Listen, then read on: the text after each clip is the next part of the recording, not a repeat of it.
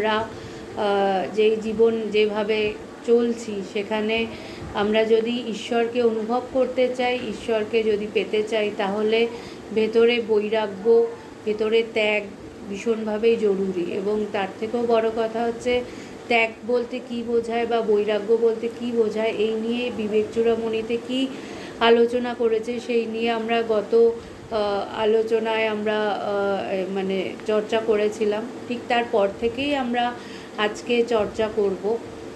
সেখানে একটা আজকে যে আমরা যেটা নিয়ে চর্চা করছি সেটা হচ্ছে আত্মসুখ নিত্য। সেখানে একটা জিনিস আমরা যেটা উঠে আসে সেটা হচ্ছে যে এই যে ভেতরের যে অভাব, আমরা সব সময় যাদেরকে ভালোবাসি, আমার প্রিয়জনেরা, আমরা যাদেরকে ভীষণভাবে ভাবি এই আমার কাছের মানুষ, আমার সবচেয়ে প্রাণের মানুষ এবং আমি তাকে ভীষণ ভীষণ ভালোবাসি, তো সেই ভালোবাসার মানুষটা যখন আমার কাছে না থাকে, সেই যে অভাবটা ঘটছে, এই অভাব কিন্তু আমার ভেতরেই সৃষ্টি হচ্ছে। আমি ভীষণভাবেই তাকে ভালোবাসছি। আমার মানে একটু আগেও আমরা একজনের বাড়ি গেছিলাম, তিনি বলছেন যে আমার নাতি আমার সব। এটা আমাদের সবার ভেতরেই এটা রয়েছে যে আমার যে কাছের লোক, আমি যাকে খুব ভালোবাসি, সেই আমার সব, তা মানে সেই আমার একমাত্র আপনজন।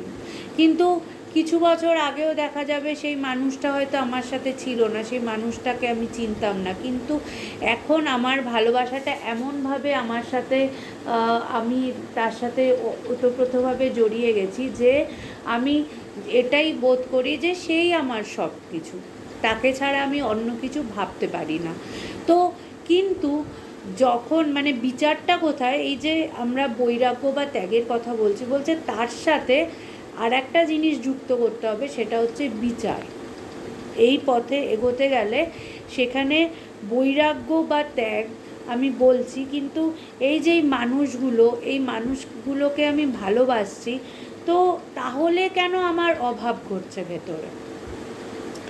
যাকে আমি ভাবছি আমার আপনজন, আমার নিজের লোক, কিন্তু তাকে ভালোবাসতে গেলে আমার ভেতরে অভাব ঘটছে কেন? সে তো আমার নিজের লোক।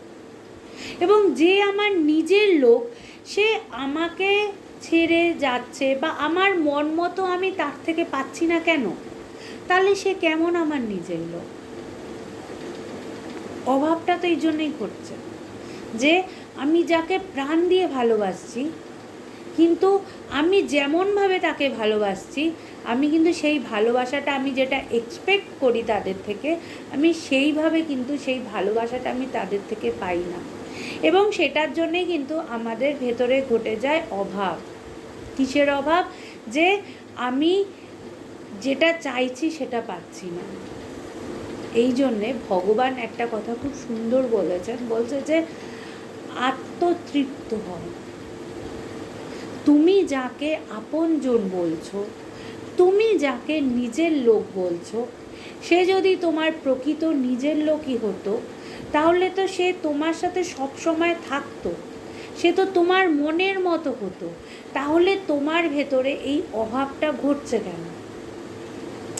তোমার ভেতরে এই না পাওয়ার কষ্টটা হচ্ছে কেন? সে যদি সত্যি আপনজন হতো।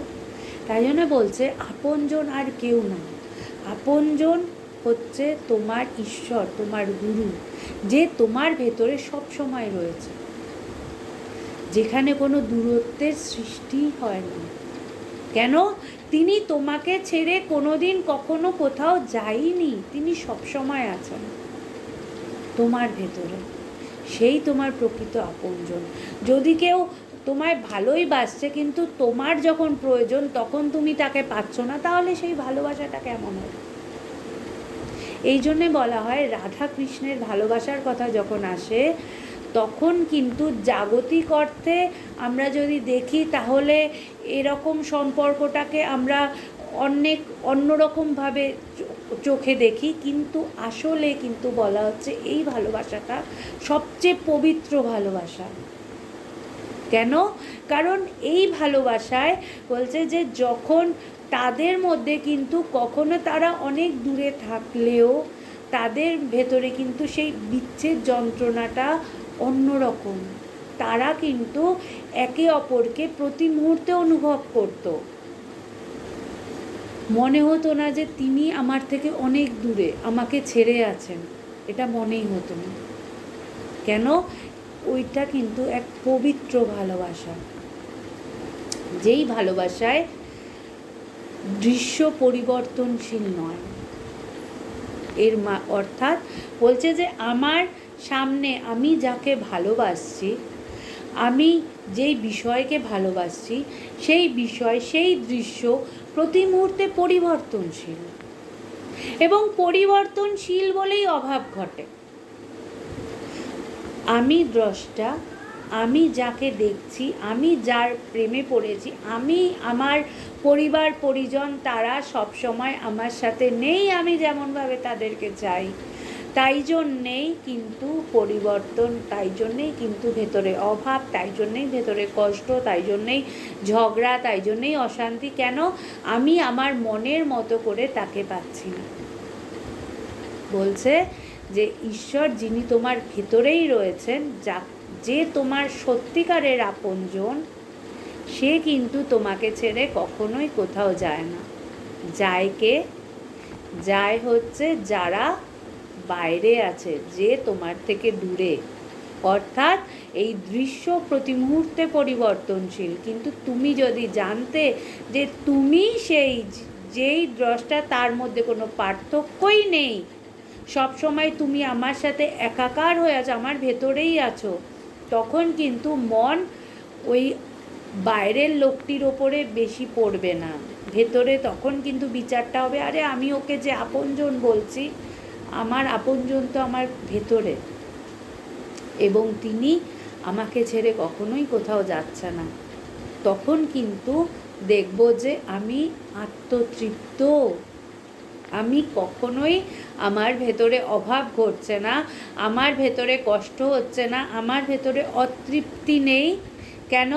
আমি আমার নিজের মধ্যেই ভালো আছি, আমি তাকে প্রতি মুহূর্তে পাচ্ছি, আমার ভেতরে কোনো অভাব ঘটছে না, আমাকে ছেড়ে কেউ চলে যাচ্ছে না। কেন? এখানে কোনো বিচ্ছেদ নেই, আমি সব সময় আমার ভেতরে তৃপ্ত হয়ে আছি। এই জন্যে এখানে বলছে যে তীব্র বৈরাগ্যবান সাধকের সমাধি লাভ হয়। আমরা যেটা আগের দিন পড়ছিলাম যে আমার ভেতরে যে এই তীব্র বৈরাগ্য, যে আমার আপনজন বাইরের লোক নয়, আমার আপনজন আমার ভেতরে, আমি যাকে আমার কাছের ভাবছি সে কাছের নয়, তার থেকেও কাছে কেউ আছে, সেটা আমার ভেতরে। যে যাকে কাছে ভাবছি তার সাথে আমার এতটা দূরত্ব হলেও থাকছে, কিন্তু যিনি আমার ভেতরে আছে তিনি কি আমার থেকে দূরে? তাই ভগবান বলতেন যে ওরে, তুই যাকে ভাবছিস সে তোর কাছে, তার থেকেও আমি আরও অনেক কাছে। কেন? আমার আর তার মধ্যে কোনো দূরত্ব নেই, তিনি আমার ভেতর। তাই এখানে বলছেন যে সমাহিত ব্যক্তিরই কেবল সংশয় রহিত তত্ত্বজ্ঞান উৎপন্ন হয়। ভেতরে যে তার সাথে সবসময় তার মন সমাহিত, তার মন যেখানে ডুবে আছে তাতে ডুবে আছে, বলছে সেই ব্যক্তিরই ভেতরে সংশয় থাকে না। সংশয় কার থাকে? যার মনে হয় যে এ আমাকে ছেড়ে চলে যেতে পারে, এ আমার থেকে দূরে আছে, তার ভেতরে সংশয় হয়। যেখানে দুই সেখানে সংশয়, সেখানে ভেতরে একটা ইনসিকিউরিটি আসে যে আমাকে ও বেশি ভালোবাসে না, আর একজনকে বেশি ভালোবাসে, আমি ওর জন্য এত করলাম, সে আমাকে এতটা আমাকে ভালোবাসছে না, আমাকে পুরোটা দিচ্ছে না, আমি তার জন্য সারা জীবন করে গেলাম, সে তো আমার জন্য এতটাও করে না, আমার জন্য ভাবে না। এই যেই নালিশগুলো কেন হচ্ছে? কারণ আমার মনে হচ্ছে ভেতরে সংশয় রয়েছে। যেখানে দুই আছে, যেখানে আমি তুমি আছে, সেখানেই একমাত্র সংশয়। যখন আমি নিজের ভেতরে আমি তৃপ্ত, আমি আত্মতৃপ্ত, আমি জানি যে আমার আলাদা করে কোনো দৃশ্য যার তার প্রতি আমার মন নেই, কোনো ব্যক্তি বা বস্তুর প্রতি আমার মন নেই, যখন আমি এটা জানি যে আরে ও, ভালো করে ভেবে দেখবেন, একটা মুহূর্তেও যদি মনের মধ্যে এই বিচারটা করবেন, আমি এই কথাগুলো বলে এই মানে চেষ্টা করি এই বিচারটা আপনাদের ভেতরে দেওয়ার জন্যে, যে প্র্যাকটিক্যালি একটু ভেতরে ভাবুন যে যখনই 1 সেকেন্ডের জন্যও যদি ভাবতে পারেন যে বিষয়টা বা বস্তুটা তার প্রতি আমি মন দিচ্ছি না, আমি একটা মানুষ যাকে আমি ভীষণ ভালোবাসছি, কিন্তু 1 সেকেন্ডের জন্য ভাবুন যে না, সে না, আমি আত্মতৃপ্ত, আমি নিজেকে, আমার নিজের ভেতরে যিনি আছেন আমি তাকে ভালোবাসি। 1 সেকেন্ডের জন্য হলেও যদি আমি আমার ভেতরের বিষয়টাকে সরাতে পারি, আমি কিন্তু যে তৃপ্তিটা পাবো সেই তৃপ্তিটা ওই বিষয়, ওই মানুষটা আমার কাছে থাকলেও আমি পাবো না। কাছে তো আছে, কিন্তু আমি যেটা চাইছি সে যদি সেটা না দেয়, আমার মনের মতো যদি সে না হয়, আমার ইচ্ছা যদি পূরণ না হয়, তাহলে কি আমার ভালো লাগবে? লাগে না ভালো। আমার তখন মন খারাপ হয়, আমি আমার ভেতরের ভাবটাকে তার সামনে ব্যক্ত করতে পারছি না। বলছে এই জন্যেই প্রয়োজন যে আমরা সব সময় থাকছি এই বিচারটা করার, যে আমি যাদের সাথে সব সময় থাকছি সে আমার যতই কাছে থাকুক না কেন, সে আর যাই হোক, সে আমার আপন না। এই ভেতরে যখন আমার সংশয় সরে যাবে, আমি যখন ভেতরেই তৃপ্তির স্বাদটা পাবো, তখন কিন্তু আমি আর ওই জগতের মধ্যে গেলেও আমি সেই মানুষটার প্রতি ওরকম আসক্ত হব না যে তুমি ছাড়া আমার আর চলবে না। ওই আসক্তিটা কিন্তু আমার ভেতরে থাকবে না। ঠিক আছে, আছে, যেমনভাবে জগতের সামনে দৃশ্যগুলো পরিবর্তনশীল, ঠিক তেমনভাবেই আমার ভেতরে কিন্তু সমস্ত কিছু আস্তে আস্তে পাল্টালেও আমার মনে হবে না ইস, এই যে এই মোমেন্টটা ছিল এটা যদি আমার কাছে থাকতো তাহলে ভীষণ ভালো হতো। আমার ভেতরে কিন্তু এটা, এই অভাবটা মনে হবে না যে আমি মানে ওই কষ্টটা যে ইস আমি পেলাম না, এটা হবে না। তাই এখানে বলছেন তিনি যে তত্ত্বজ্ঞ ব্যক্তিরই মুক্তি লাভ হয়। বলছে কার মুক্তি লাভ হয়? যে এই তত্ত্বটাকে বোধ করেছে। তত্ত্বজ্ঞ যে বোধ করছে প্রতি মুহূর্তে, কেন তার মনটা তো তখন ওই আপনজনের পেছনে ছুটবে না, তার মন কিন্তু তার ভেতরেই আছে, তার মানে তিনি অন্য কোনো বিষয়টাকে আর মনে হবে না যে এটা আমার ভীষণ দামি আমার কাছে, সেটা তখন মনে হবে না। তখন এটাই ভেতরে প্রতি মুহূর্তে হবে যে এই যাই কিছু হচ্ছে না কেন, এটা ভেতরে মানে আকারিত করছে না। প্রবলেমটা হচ্ছে আকারিত করার জন্য। এই যে দেখবে, মানে আমি মাঝে মাঝে ভাবি যে ঈশ্বর আমাদেরকে এত সুন্দরভাবে তৈরি করেছে, কিন্তু আমরা আমাদের সৌন্দর্যটা, আসল যে রূপটা, সেটা যেহেতু জানি না, তাই জন্যে আমরা নিজেদেরকে সুন্দর বানানোর জন্য কত কিছু করি, ট্যাটু বানাচ্ছি, এই করছি, সেই করছি, ব্যথা লাগছে, ঈশ্বরের দেওয়া চেহারা, তার মধ্যে আমরা আরও কত কিছু এক্সট্রা অ্যাড করছি। কিন্তু বলছে যে ওই এক্সট্রা অ্যাড করার চেয়েও আমরা যদি মানে আমরা আমার অরিজিনালের থেকে আস্তে আস্তে দূরে যেতে চাই, কিন্তু আমি যদি আমার নিজের স্বরূপটাকে জানতে পারি, তাহলে কিন্তু আমি দেখব যে আমি অনেক বেশি সুন্দর। যত বাইরের এই রূপের মধ্যে আমার মনটা আকারিত মানে স্ট্যাম্পড হতে থাকবে, তত কিন্তু আমি ওই আকারিত ওই ছোট্ট আকারের মধ্যে মানে ওই গণ্ডির মধ্যে আষ্টে পিষ্টে জড়িয়ে থাকবো। আর এখানে বলা হচ্ছে, বারবার বলা হচ্ছে, তুমি তোমার গণ্ডিগুলোকে ভাঙো। যত তুমি তোমার গণ্ডি ভেঙে প্রসারিত করতে পারবে নিজের মনকে, তত তুমি ভালো থাকবে। কিন্তু আমরা ঠিক উল্টোটা করি, আমরা কিছুতেই নিজের ভেতরের গণ্ডিটাকে ভাঙতে পারি না, আমরা আরও নিজেকে গণ্ডিবদ্ধ করে রাখতেই ভালোবাসি। তাই এখানে তিনি বলছেন যে আর মুক্ত ব্যক্তি কেবল নিত্য সুখ অনুভব করেন। আমরা সুখ তো সবাই চাই, কিন্তু সুখ কিভাবে পাবো এটা আমরা কিছুতেই বুঝি না। বলছে যে মুক্ত সেই নিত্য সুখ বোধ করে। কেন? কারণ আমরা সুখ কী করে বোধ করব?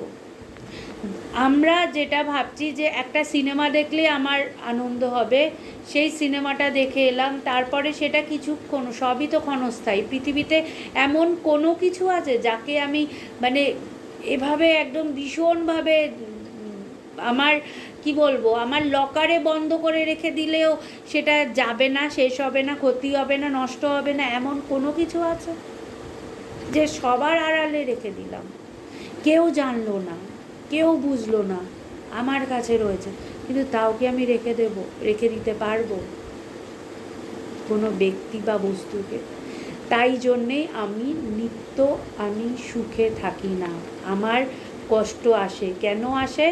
যে আমি যেই মানুষটাকে ধরি সেই মানুষটাকেও আমি কিন্তু সারা জীবন তার জন্যে সব কিছু করি, তার জন্য আমরা সকাল থেকে রাত অবধি সব করছি, নিজেকে ভালো রাখার জন্য সব করছি, অন্যকে, আমার পরিবার পরিজনকে ভালো রাখার জন্যে সারাদিন খেটে যাচ্ছি।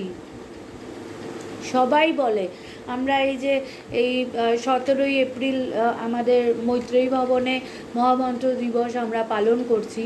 এর সাথে বলেও দিই আপনাদের সকলের মানে নিমন্ত্রণ রইল যে আমরা সকাল 10টা থেকে মহামন্ত্র দিবস পালন করব আশ্রমে, নিউ ব্যারাকপুরে, যেখানে আমরা থাকি। আমি, বেদপ্রাণা মাতাজি এবং স্নেহময়ীমা, আমরা 3জন থাকি। তো এখানে সকাল 10টা থেকে আধ্যাত্মিক আলোচনা হবে, কৃষ্ণনাম হবে। আপনাদের সবাইকে আমরা আহ্বান জানাই, আসুন, একটা দিন আমাদের সাথে কাটিয়ে যান, একটা বেলা। সেদিন রামনবমী, যদিও সব জায়গায়, অন্যান্য জায়গাতেও অনুষ্ঠান আছে, কিন্তু আপনারা চাইলে এখানে আসতেই পারেন, একটা বেলা আমাদের সাথে কাটিয়ে যেতে পারেন। তো সেইখানে আমরা যে মানুষের বাড়ি যাচ্ছি, মানুষকে আমরা যখন বলি আসুন, সবার একটাই কথা, সময় নেই, সারাদিন কিভাবে কেটে যায় জানি না। কিন্তু আমার অবাক লাগে যে আমরা যদি একটু গুছিয়ে নিতে পারি, তাহলে কিন্তু সমস্ত কাজ করেও কিন্তু আমরা ঠিক সময় বার করতে পারি। কিন্তু ওই যে আমি আমার মনটাকে এমনভাবে তৈরি করে নিয়েছি যে আমি ওর থেকে কিছুতেই সময় বার করতে পারছি না। আপনারা যারা আমার সাথে রয়েছেন এখন, এই আধা ঘন্টাটা বলাই তো যেতে পারে যে সংসারের মধ্যে এটা এক্সট্রা, এই আধা ঘন্টা তো বার করা গেছে। আপনিই বার করেছেন, আমি বার করিনি তো। আপনি নিজের জীবন থেকে আধা ঘন্টা বার করেছেন তো। কিসের জন্য বার করেছেন? নিজের জন্য। এই নিজের জন্যে একটু সময় বের করা দরকার। এখানে আমরা কিসের আলোচনা করছি? আপনার কথা বলা হচ্ছে। এখানে বেদান্ত চর্চা যে করা হচ্ছে, এখানে এটা আমরা আমাদের নিজের কথা বলি। হ্যাঁ, সুরজিৎ বাবুর একটা প্রশ্ন আছে, করতে পারেন। আমরা এই চর্চা করছি, তার মধ্যে আমি চেষ্টা করব আপনার উত্তর দেওয়ার।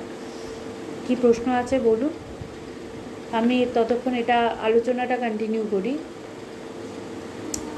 তো এখানে এটাই বলছে যে এই যে নিত্য সুখ, আমরা সবাই সুখ খুঁজি, কিন্তু সেই সুখটা নিত্য নয়। কেন নিত্য নয়? আমি যেই বস্তুটা বা ব্যক্তিকে ধরে সুখ খুঁজছি সে নিত্য নয়। আমি এমন কাউকে ধরে যদি সুখ খুঁজি যে নিত্য, তাহলে আমার সুখটাও নিত্য হবে। Simple equation.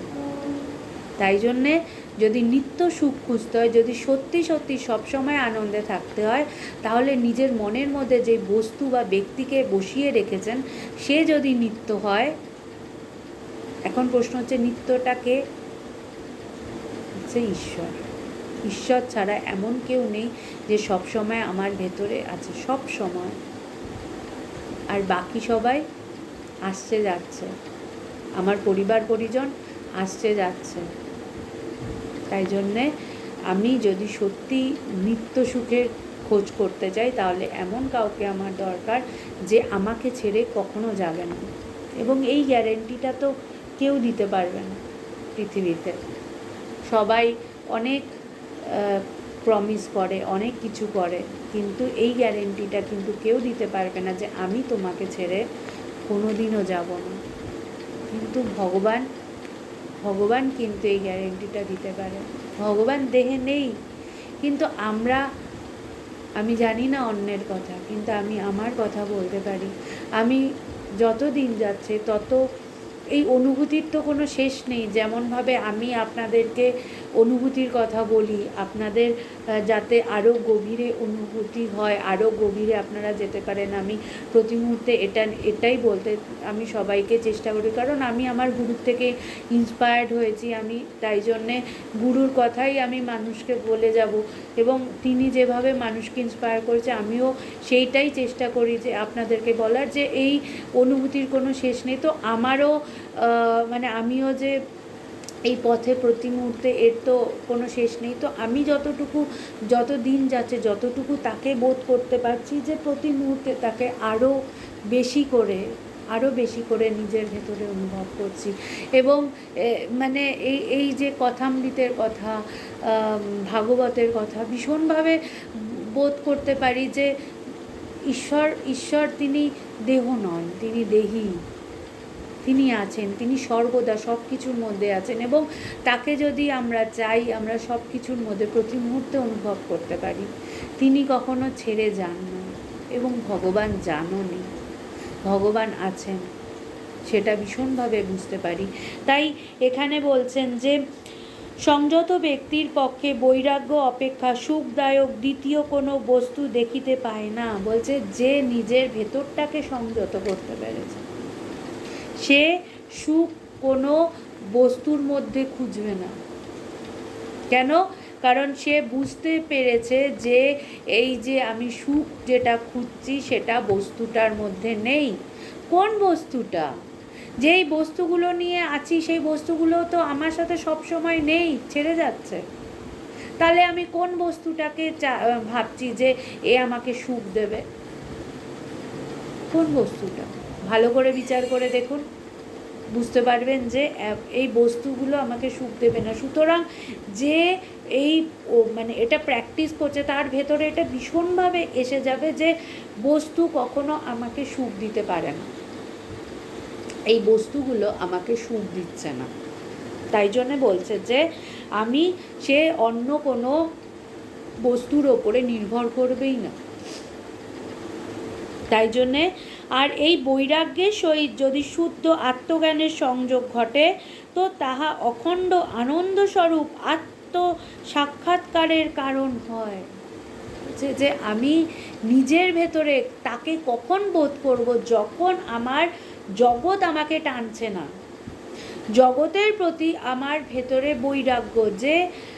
বৈরাগ্য অর্থাৎ যেটা আমরা আগের দিনও আলোচনা করছিলাম যে সব কিছু আমার কাছে আছে কিন্তু ওগুলো আমাকে টানছে না, এত সহজ নয়। এই জগতের টান ভীষণ, মানে তার টানের শক্তি ভীষণ। ঠাকুর বলছে না যে এই সমস্ত টানের ঊর্ধ্বে হচ্ছে ঈশ্বরের টান। তুমি যখন সেই টান অনুভব করবে তখন এই সমস্ত টানগুলো ভীষণই ফিকা মনে হবে, কিন্তু জগৎ আমাকে এত টানে যে আমি সেই টানকে অনুভবই করতে পারি না। মানুষ আমাদের বলে যে যদি তিনি টানেন যাব, তার মানে বুঝে দেখো তিনি টেনে যাচ্ছে, কিন্তু জগৎ আমাকে এত টানছে যে তার টান আমি অনুভবই করি না। তাই জন্যে আমি সবসময় বলি তিনি টানলে যাব, তিনি টানছে, কিন্তু আমি জগতের টানের মধ্যে আটকে আছি, তাই আমি তার টান অনুভব করছি। তাই এই কথাটা বলবার আগে আর একবার ভাববেন যে তিনি টানলে আমি যাব। আরে তিনি টানছে, আমি মানে তারই তৈরি সমস্ত কিছু, তিনি তার সেই জিনিসগুলোর মধ্যে আছে, কিন্তু আমি সেই জিনিসগুলোর মধ্যে মন এমনভাবে দিয়ে রেখেছি, ওই বাইরের কভারটার দিকে আমার মন এমন যে আমি কিছুতেই বাইরের কভারের আড়ালে যে তিনি আছেন তাকে বোধ করতে পারছি না। সুরজিৎ অনেক বড় একটা প্রশ্ন, সুরজিৎ আমাদের প্রশ্ন করেছে যে আমরা সবাই সুখ খুঁজি, মানে কাউকে ভালোবাসতে চাই, তার কাছ থেকে ভালোবাসা পেতে চাই, একটা অনেক বড় এক্সপেকটেশনস রাখি, কিন্তু সেটা কখনোই পূর্ণ হয় না। সেই ভালোবাসাটা একটা মানুষকে কেন্দ্র করেই হয়েছিল। হ্যাঁ, আমি সেটা নিয়েই আলোচনা করছিলাম। তুমি প্রথম থেকে যদি থাকো তাহলে আমরা এটা নিয়েই শুরু করেছিলাম যে আমরা সেই মানে বাইরের মানুষটা থেকেই এক্সপেক্ট করি, কিন্তু আমি যতটা এক্সপেক্ট করি ততটা আমি পাই না। তাই জন্যেই বলছে যে মানুষের থেকে এক্সপেক্ট করো না, কারণ তাকে যাকে তুমি আষ্টে পৃষ্ঠে ধরে বেঁচে থাকতে চাইছো সে আসলে তোমাকে দুর্বল বানাবে। কেননা কারণ সে তোমার আপনজন নয়, এটাই ভ্রম। মায়া বলে যদি কিছু থাকে, এটাই মায়া যে আমি আমার কাছের মানুষ যাকে ভাবছি সে আসলে আমার কাছের নয়, আর যে আমার কাছে আছে তাকে আমি কাছের মানুষ বলে ভাবতেই পারি না। কেন? আমার বাইরের লোকেরা আমার চোখের ওপরে পুরো পর্দা দিয়ে রেখেছে। এই জন্যে আমি কিছুতেই আমি আমার কাছে যে আছে, যে আমার সবচেয়ে কাছে আছে, তার আমি কিছুতেই খোঁজ পাই না। এই জন্যে বাইরের লোকের থেকে এক্সপেক্ট করো না। এক্সপেক্ট যদি করতেই হয়, তুমি তোমার নিজের ভেতরে যিনি আছেন তার থেকে এক্সপেক্ট করো, সে তোমায় সব দেবে। হ্যাঁ, সব দেবে, এত বড় কথা হ্যাঁ বলছি, তিনি তোমাকে সব দেবে। তার ভালোবাসা তুমি পেলে তোমার ভেতরে এই যে জগতের মানুষের ধাক্কা খাই আমরা, অভাব ফিল হয়, মনে হয় যে আমি এত করছি পাচ্ছি না, এই ভেতরের অভাব চলে যাবে। তোমার ওই বাইরের মানুষটার ভালোবাসার প্রয়োজনই হবে না। আমার সত্যি মাঝে মাঝে মনে হয় যে যারা মানে আমি সত্যি ঈশ্বরের কাছে প্রার্থনা করি যে তোমরা যারা এই চর্চা করছো, তোমরা ঈশ্বরের ভালোবাসাকে অনুভব করো। তার ভালোবাসা এতটাই তোমাকে পূর্ণ করে দেবে, তোমাদের কোটি কোটি টাকা দিয়েও সেই ভালোবাসা তোমরা কিনতে পারবে না, পারবে না। জগতের ভালোবাসা মানে সেই কিছুটা বলতে পারো, কিছুটা না অনেকটাই হচ্ছে যে মেকানিক্যাল। আমরা মানে তাকে সব কিছু দিয়ে ভরিয়ে দিই, তারপরেও মানুষ বলে আমি তার মন পাই না। কিন্তু ঈশ্বরের ভালোবাসা, ঈশ্বর একটা ছোট্ট যদি তুলসী পাতাও দাও তাও হবে।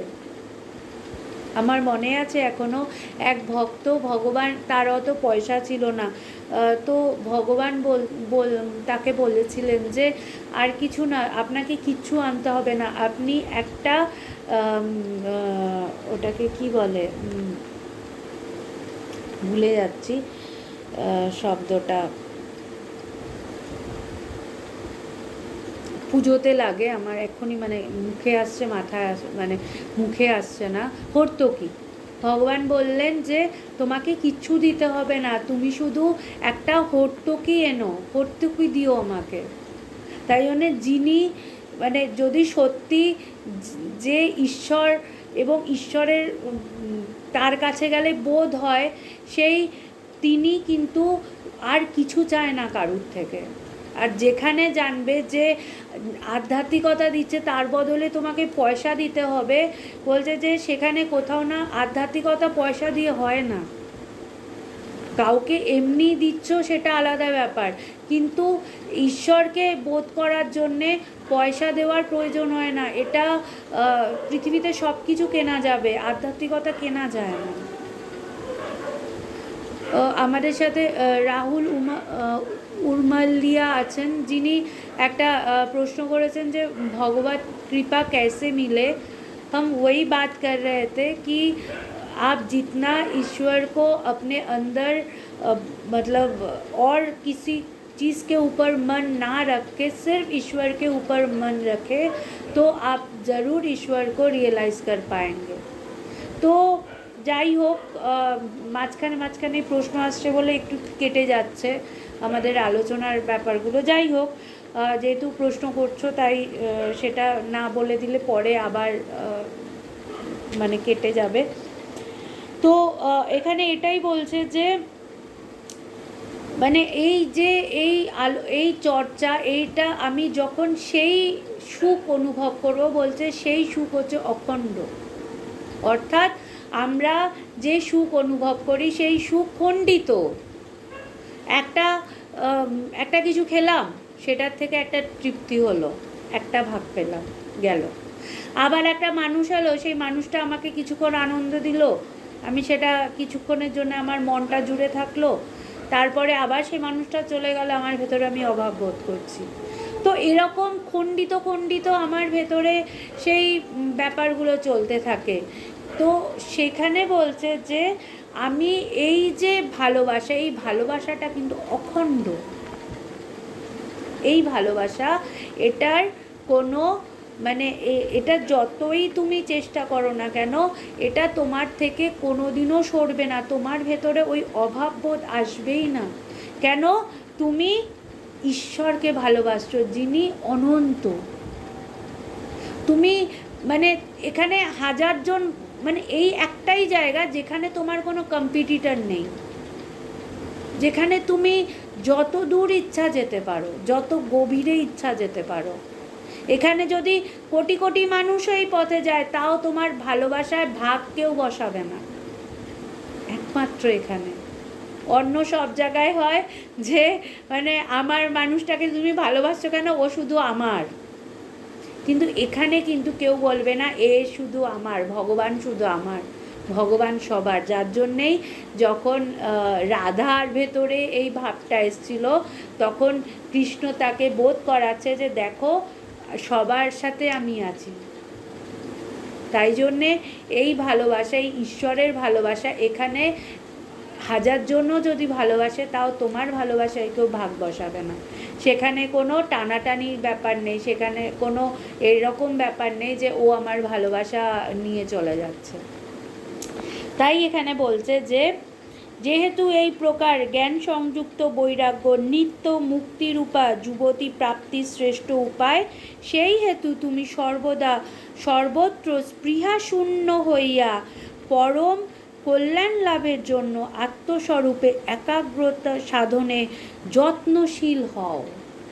বলছে যে এই ভালোবাসা, ঈশ্বরের প্রতি ভালোবাসা, এই ভালোবাসার যত্ন নিতে হয়, মনটাকে একটু যত্ন করতে হয়। তুমি হাজারটা সবাইকে ভালোবাসছো, চারিদিকে তোমার মন যাচ্ছে, বলছে যে না, এই ভালোবাসাটাকে যত্ন করে ভেতরে আস্তে আস্তে, যেমন একটা ছোট্ট গাছকে যত্ন করতে হয়, রোজ একটু জল দিতে হয়, তাকে একটু দেখতে হয়, তাকে একটু ভালোবাসা দিতে হয়, ঠিক তেমনি তোমার ভেতরে যে তুমি ঈশ্বরের প্রতি যে তোমার ভালোবাসা, যাতে তোমার মনটা বাইরের দিকে না যায়, অন্য বিষয়ের দিকে না যায়, এই বিচারটা ভেতরে প্রতিনিয়ত যেন থাকে যে আমি শুধুমাত্র মনটা যেন কোনো বিষয়ে না যায়। এখানে এই যে লাস্টে একটা জায়গায় বলছে যে এই বিষয় ভোগ লিপ্সাই মৃত্যুর রূপ।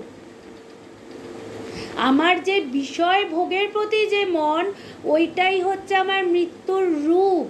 আমি মৃত্যু বলে জানি না, মৃত্যু যদি এটাই হয় যে প্রতি মুহূর্তে আমি বিষয়কে ভোগ করার চেষ্টা করছি, এটাই আমাকে ক্ষতি করছে, আমার যে তার ঈশ্বরের থেকে আমার মনকে সরিয়ে নিয়ে যাচ্ছে।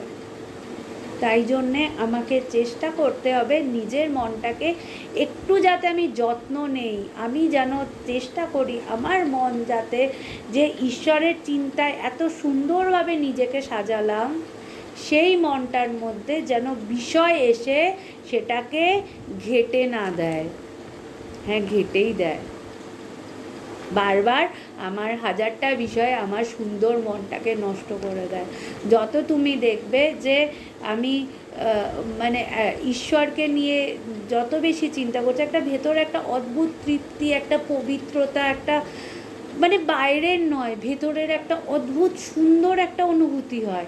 কিন্তু যেই তার মধ্যে সংসারের কিছু এলো, কি রান্না করতে হবে, কি ভাবতে হবে, কি করতে হবে, তখনই যেন মনে হবে যে আরে মনটা মানে একটা এত সুন্দর একটা অদ্ভুত অবস্থা ছিল, এর মধ্যে কি আরও এই চিন্তাগুলো ওই জায়গাটাকে চেষ্টা করতে হবে যে ওই চিন্তাগুলো যেন এসে ভেতরটাকে ঘেঁটে না যায়।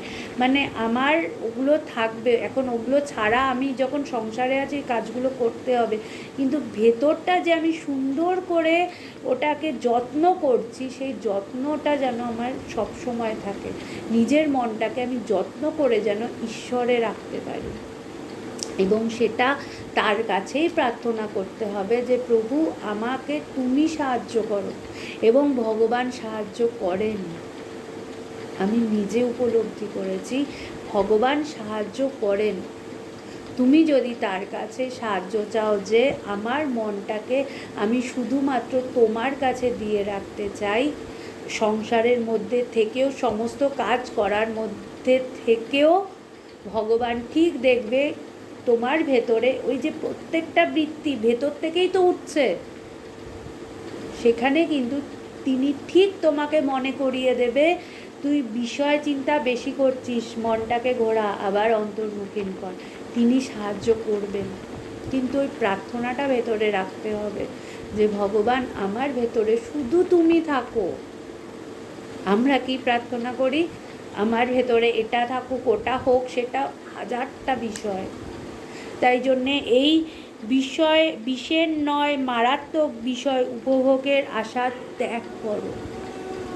বলছে যে এই যে বিষয়ের মতো মারাত্মক বিষ, মানে এই বিষয়গুলো কিন্তু মোটেও আমাদের উপকারে লাগে না। এই বিষয়গুলো আমার ভেতরটাকে ক্ষতি করছে। যেমন ওই যে বলে না যে সিগারেটের প্যাকেটে দেখবে সিগারেট লোকে বিক্রি করছে, ওখানে লেখা আছে যে smoke is injurious to health, ওইদিকে বিক্রিও করছে, ওইদিকে লিখেওছে। এবং ওটা যে আমার ভেতরে, মানে আমরা যে এগুলো খাই, এটা যে আমার ভেতরে আননোয়িংলি কতটা নষ্ট করে দিচ্ছে আমার ভেতরটাকে আমি জানিও না। ঠিক একইভাবে ওগুলো যত না নষ্ট করছে, বিষয় চিন্তা আমার সুন্দর মনটাকে ঝাঁঝরা করে দিচ্ছে, কলুষিত করে দিচ্ছে, একটা বিষয়ের থেকে হাজারটা বিষয়। এবং আমার মনটা তখন, মানে তুমি নিজেই প্র্যাকটিস করে দেখো যে যত তুমি ঈশ্বর চিন্তা করবে, যেমন থাকবে তোমার মন, যত তুমি একদিন বেশি বেশি বিষয় চিন্তা করছো, তখন তোমার মন কেমন থাকে।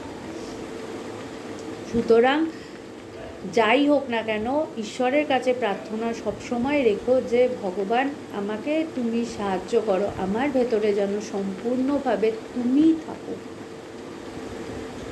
বিষয় ভেতরে যেন ছাপ না ফেলে। কারণ প্রত্যেকটা দৃশ্য পরিবর্তনশীল, প্রত্যেকটা বিষয় হাজার চেষ্টা করলেও থাকবে না তোমার কাছে, কিন্তু মনের ভেতরে যেন সেটা দাগ না কাটতে পারে, সেটা যেন সরে যায়। এবং সেটা ভগবানই তোমাকে সাহায্য করবে, তোমার গুরু তোমায় সাহায্য করবে, তোমার ইষ্ট তোমায় সাহায্য করবে। গুরু তোমাকে ছেড়ে কখনো যায় না। তুমি গুরুকে শক্ত করে ধরো, প্রার্থনাটা ভেতর